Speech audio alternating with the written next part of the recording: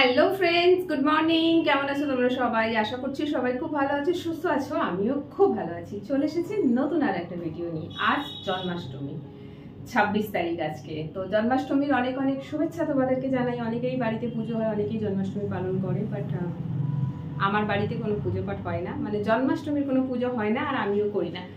So আজ তো এখানে হলিডে, কাজে বেরিয়েছিলাম, বাট কাজ তুলনামূলকভাবে অনেকটাই কম, যেহেতু আজকে ছুটির দিন, সেই জন্য অনেক জায়গায় আমাকে যেতে হয়নি। তো ফেরত চলে এসেছি। আর যেহেতু একটু তাড়াতাড়ি ফিরেছি, তো একটু টিফিন খেতে ইচ্ছা করছে। কি টিফিন খাবো? আর একটুখানি পাস্তা বানাবো। তো এখন তোমাদেরকে মর্নিং বললাম 1 মিনিট, বাট এখন কিন্তু মর্নিং নয়, ঘড়িতে 12টা বেজে গেছে।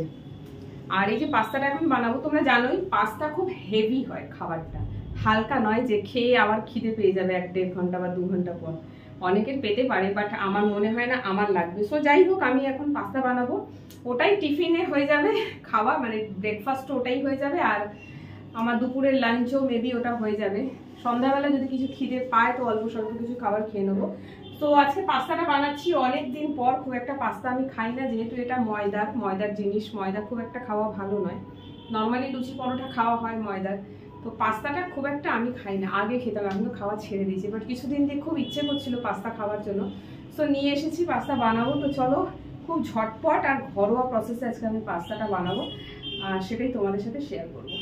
তো এখানে আমি গ্যাস চালিয়ে প্যান চাপিয়ে নিয়েছি। আর আমার এই হাতাটা দেখো না, খুব শখের একটা জিনিস, সিলিকনের হাত, স্প্যাচুলা এটা। আর স্প্যাচুলা, খুন্তি কি বলে হিন্দি, ইংলিশে কি বলে জানি না, যাই হোক দেখো খুলে যাচ্ছে। আর এটাকে আমি কি করি, রোজ দেওয়ালে এরকম করে ঠুকে ঠুকে এটাকে ঢোকাই, নাইলে এটা ঠক ঠক ঠক ঠক করে। সো যাই হোক, তো পাস্তা দেখিয়ে দিই। এই যে সিদ্ধ করে রেখেছি, সিদ্ধ করে জলে ধুয়ে রেখেছি। 2 রকমের আছে। এই ডিজাইনগুলো আমার দারুণ লাগে। দেখো লম্বা, আর একটা এরকম শামুকের মতন দেখতে, এরকম চাঁদের মতন। তো এই 2 রকম ডিজাইনের ছিল।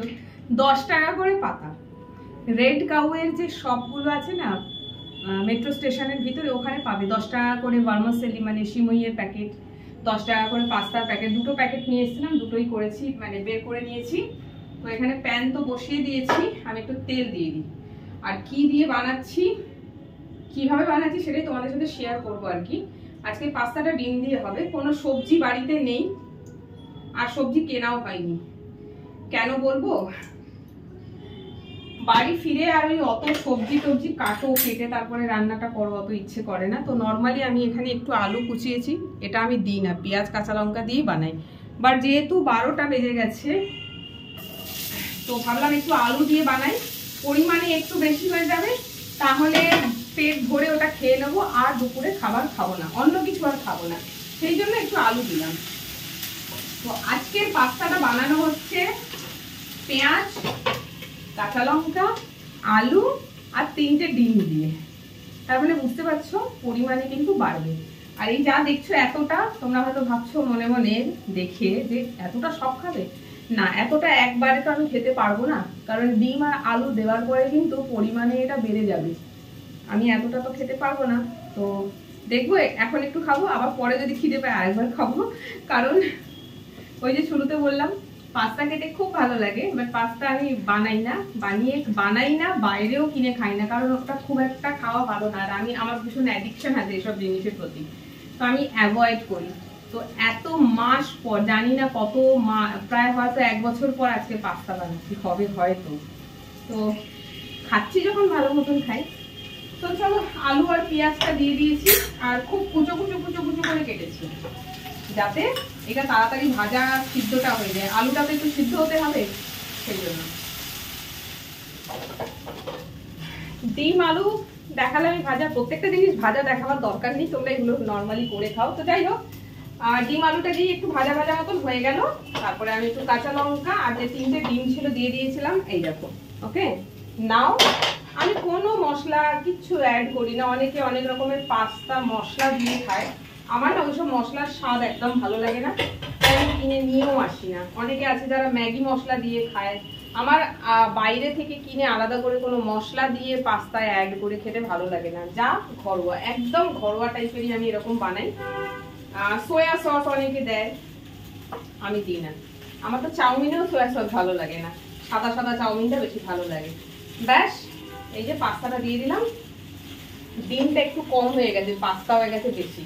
এই যে পাস্তাটা দিলাম, তো এবারে পাস্তাটাকে একটু ভালো করে সময় নিয়ে একটু ফ্রাই করতে হবে, একটু গায়ে লাল লাল মতন দাগ হবে, দেন আমি এটা নামিয়ে নেবো। আর তারপরে তোমাদেরকে দেখাচ্ছি আমি মানে ফাইনালি লুকটা কেমন হলো। পাস্তা কিন্তু একদম খাওয়ার জন্য রেডি। চলো, খুব বেশিক্ষণ পাস্তাটা আগুনের মধ্যে ভাজলে আবার ওটা কিন্তু একদম রাবারের মতন টাইট হয়ে যাবে, তখন চিবিয়ে তাকে উদ্ধার করতে পারবে না। সেই জন্য অল্প সময় ভাজলাম, ব্যাস হয়ে গেছে। চলো এইবারে আমি এর প্লেটিংটা করে নিই। আর পাস্তা যখন জলে সিদ্ধ করো না, যেমন পাস্তা সিদ্ধ করার সময় আমরা একটু তেল দিই যাতে এটা জড়িয়ে না যায়, ওই সময় একটু কাঁচা নুন দেবে।